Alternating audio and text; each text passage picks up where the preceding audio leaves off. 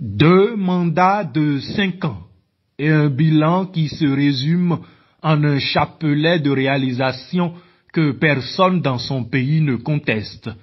De la capitale à l'intérieur du pays, des kilomètres d'autoroutes rendent désormais le pays accessible dans ses moindres recoins. Plusieurs aéroports construits, dont un de classe mondiale. Sortie de terre, une nouvelle ville en périphérie de la capitale attend de donner une seconde jeunesse au pays. Une ligne ferroviaire ultramoderne. Un stade national digne des plus grandes nations sportives. Et que dire des projets immobiliers plus grands les uns que les autres. L'économie du pays, l'une des premières de la sous-région, a subi, nous espérons pour le meilleur, des transformations importantes dont l'envergure présage d'un avenir meilleur pour ce pays frère. Compatriotes combattants, peuple du Bénin, malgré tout ce que je viens de vous citer, les Sénégalais ont fait barrage au 3e mandat voulu par Macky Sall. Dès les premiers signes de sa gouvernance autoritaire, les Sénégalais sont entrés en résistance. Rien n'a fait reculer le peuple sénégalais, ni les arrestations, ni les assassinats et la torture appliquée sur de jeunes manifestants, encore moins. Ils ont exigé et obtenu le respect dû à un peuple libre qui refuse de vendre sa démocratie aux plus offrants. Au-dessus de tout, ce peuple frère a placé son droit inaliénable à la liberté, aux libertés individuelles, à la liberté d'expression et à l'autodétermination. Par un extraordinaire courage, le peuple sénégalais a obligé le dictateur Macky Sall à la capitulation.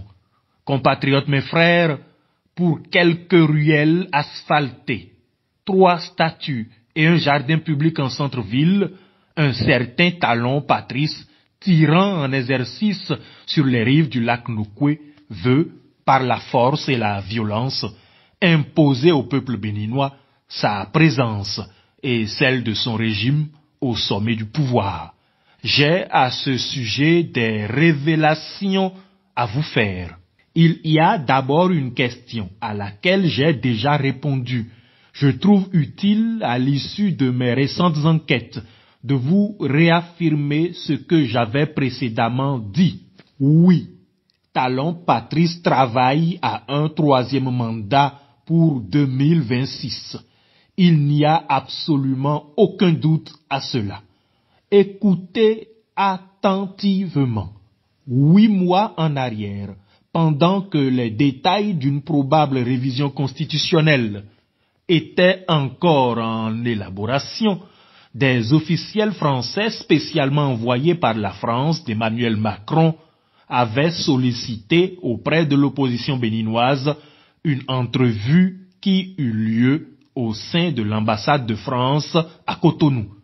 Au cours des échanges, contre toute attente, les émissaires français ont posé à l'opposition béninoise une question complètement hors de conteste au regard du sujet débattu ce jour-là. Voterez-vous une révision de la Constitution? C'était la question posée par les Français. Surpris, les représentants LD présents à la rencontre ont répondu sèchement « non ».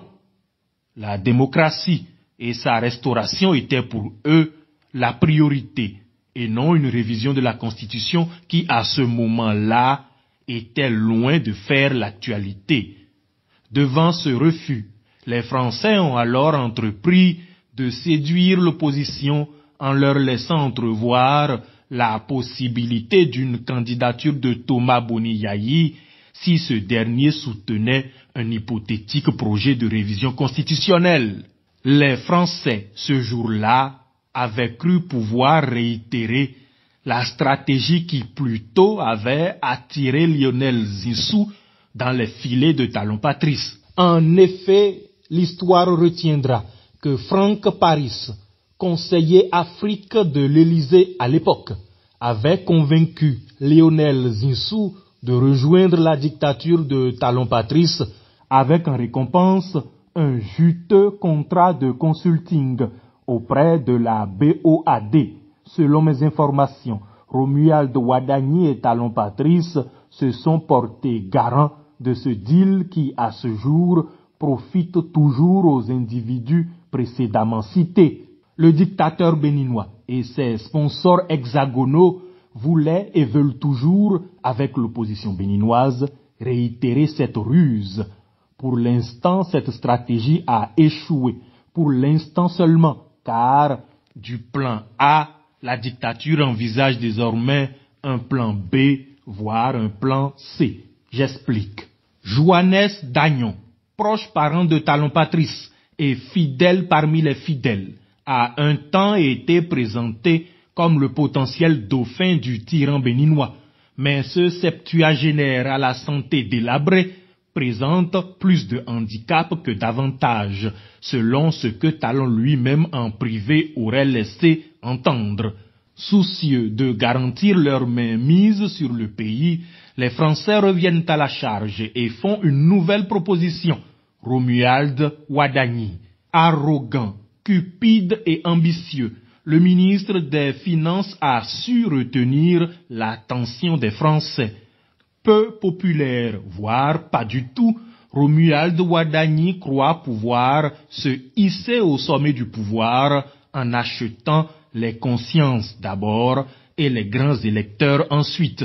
Ainsi restera seul sur son chemin un ennemi mortel qu'il redoute plus que tout, Olivier Bocot. Ces derniers jours, en plus de ses soins de santé, l'autre objectif du voyage de Talon Patrice en France semble être justement de régler le contentieux entre les deux hommes, Ouadagni et Bocot, avec désormais les Français pour arbitre. À l'ordre du jour, la promesse de Ouadagni à Bocot de lui laisser le pouvoir après 7 ans d'exercice, avec bien entendu des avantages économiques conséquents.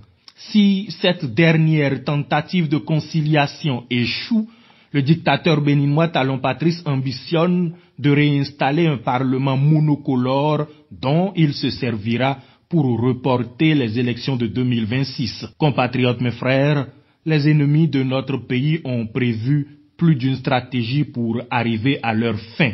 Je viens ici même de vous révéler le dessous des cartes du régime de Cotonou. En l'état actuel des choses, aller aux élections relève du pur suicide. Un suicide collectif, un suicide politique, un suicide national. Exiger et obtenir des assises nationales. Exiger et obtenir la libération immédiate et sans condition de nos otages politiques. Exiger et obtenir la refonte du processus électoral de façon à en garantir la transparence et le caractère inclusif devraient être nos seules et uniques priorités. On ne négocie jamais avec un tyran, on le dégage. Le peuple sénégalais nous en donne aujourd'hui même l'exemple. Ce peuple frère a déjoué tous les pronostics d'un dictateur qui, avec l'aide de la France, voulait s'accrocher au pouvoir. Sommes-nous moins que les Sénégalais? Non, je ne pense pas. Unis et déterminés, nous pouvons tous ensemble renvoyer le diable dans l'enfer d'où il est sorti. Il faut donc s'unir et nous tenir prêts au combat.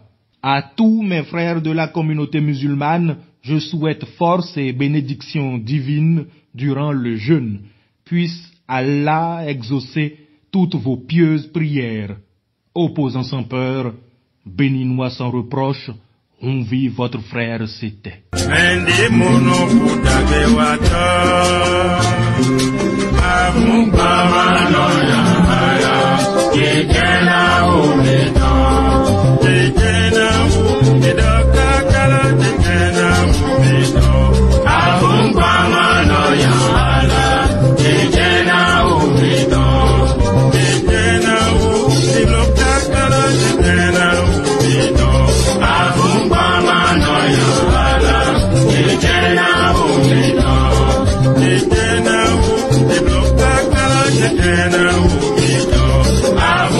mama no yawala, ijena